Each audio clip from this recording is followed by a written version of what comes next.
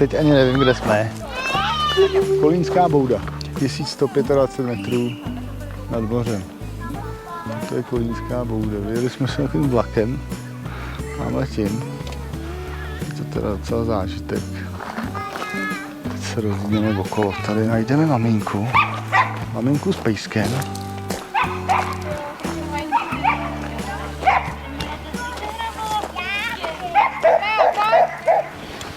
Nádherné panoráma tam.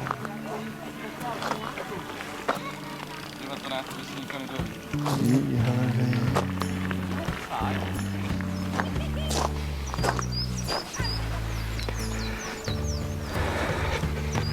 Helínek to označkuje hezky pěkně a jdeme.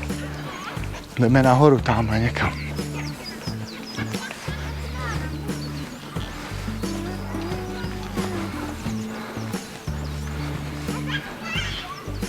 Kozička, no, neznáš kozu, viď? Tak jdeme.